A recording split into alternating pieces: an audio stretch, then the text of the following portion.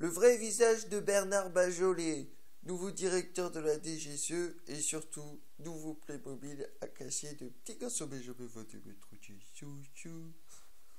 Bonjour, je suis petit garçon, mais je me vois de mettre sous et j'en ai marre que la DGSE me vole mes identités.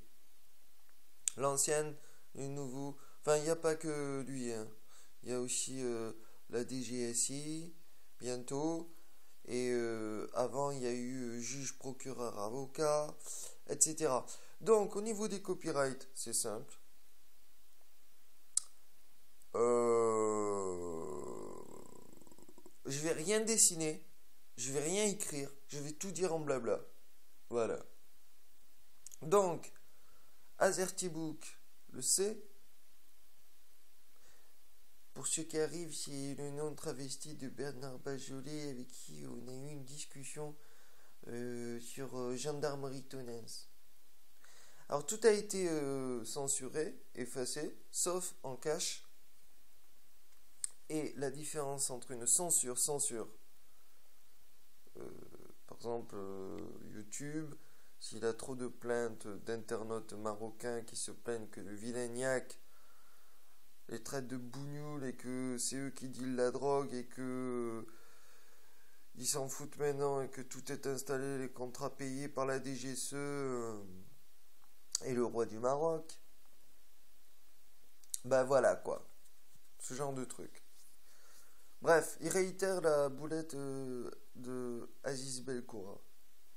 Bon, c'est pas grave. Je refais des vidéos. Donc, existe par rapport à mes copyrights. C'est là que je dépose les copyrights. Enfin, pas par écrit et tout ça, mais je veux dire quand je fais mes blabla. Oui, sur Gendarmerie Tonnes, toute la discussion en cache, il n'y a pas. Donc, pour ceux qui connaissent le cache Google, il n'y a pas. Voilà, donc la différence entre une censure, c'est que il y a une sauvegarde, voilà, en cache, et une censure top défense, secret défense, il n'y a plus le cache. Donc, la discussion avec Azertybook se tournait principalement sur Micro Mega 6 et le M51, le Meta M51 que j'appelle Doigt des Dieux. Voilà. Donc, je redis, les Doigts des Dieux sont habilités à intercepter le M51 avant sa courbure au sommet parabolique, donc quand il atteint l'espace, pour lui faire un U. Donc tout en désactivant l'autodestruction, tout en désactivant tout ce qu'il faut, mais sauf la bombe atomique qu'il y a dedans. C'est-à-dire que de la courbe parabolique pour atteindre sa cible, le M51 va faire un U gigantesque, donc c'est là que les Doigts des Dieux l'interceptent, et par système, attention, hein, ça c'est, on remonte à mon YouTube Jisung, on comprend tout quoi. Ma recherche de foil, c'est-à-dire des ailerons ultra puissants sur les mers, sur les airs, enfin bon, en titane bien sûr, qui sont habilités à s'accrocher à n'importe quel missile tactique, balistique, tout ce que vous voulez, pour en faire un méta-missile balistique tactique. C'est ça, l'ultime arme pensée. Mais là aussi, ça peut être une connerie ce que je vous dis. C'est peut-être pour vous mettre sur une fausse piste de recherche, alors que moi je suis en train de chercher ailleurs. Bon, ça c'est à vous de voir. Mais vous ne trouverez la réponse qu'en cherchant sur vos gigacomputers, donc mis en 3 dimensions, avec au bout de 100 000 utilisations d'un bras en mouvement binaire, par exemple, quelle est la probabilité de chance que ça casse, par exemple, ou modélisation en 3 dimensions de la spirale du couloir de construction de la pyramide de Khéops, dont 2010 n'a fait que masquer donc l'affaire Moubarak, révolution du jasmin, printemps arabe, n'a fait que masquer en fait un blocage top défense archéologique 2010 de la pyramide de Khéops. Parce que si tu découvres le couloir en spirale dedans, tu comprends parfaitement la fonction de la chambre du roi, qui est une chambre de compression hydraulique, reliée à la chambre de la reine, qui était au niveau du Nil à l'époque, sous le Nil, donc ça pompait l'eau du Nil, en gros, quoi. Et puis les couloirs de sortie en des pyramides, c'est évident, quoi. Des jets d'eau.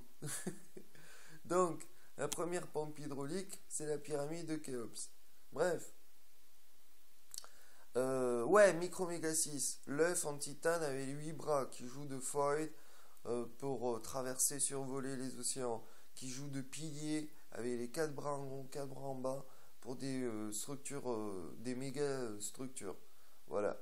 Donc, il est évident que ça, dans l'espace, il se prend une météorite, il va bouger, mais il va pas se casser. Enfin, pas une grosse météorite. Bref. Donc c'est un support de lancement aussi, donc pour des grosses bites comme le M51 ou le doigt des dieux. C'est un endroit où s'accrochent les Gaïa Vacuité 2, voilà, donc de la pisciculture et de l'aquaponie.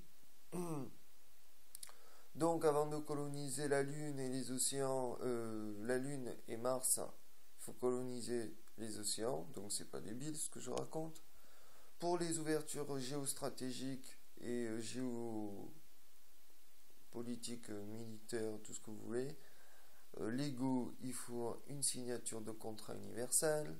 Vous voyez de plus en plus de mouvements qui se disent d'aucun mouvement social, d'aucun mouvement idéologique, politique, religieux, et ça fait des méga partout au Brésil par exemple. Bon, mais vous reprenez le contrat Gaïa qui a été présenté depuis 2007 officiellement, parce qu'il a été travaillé depuis 2005. Il y a écrit: le projet Gaïa ne fait partie d'aucun mouvement social, religieux, politique, idéologique. C'est une résolution d'une multitude d'équations sur la nature humaine et ses besoins primitifs et ses solutionnements primitifs actuels pour les résoudre. Pour les 20% au lieu des 80%, 3 classes sociales.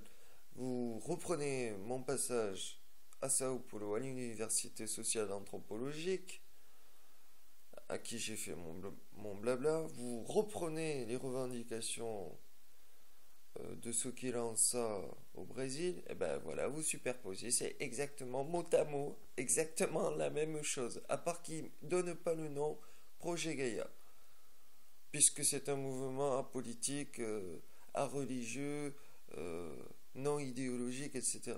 Donc, et ils revendiquent quoi? 3 classes sociales, etc. Et j'ai vu ça au Brésil. Voilà. Donc, tout ce qu'on peut m'accuser juridiquement, c'est d'anticiper les événements et de le dire sur Internet. C'est tout ce qu'on peut me reprocher.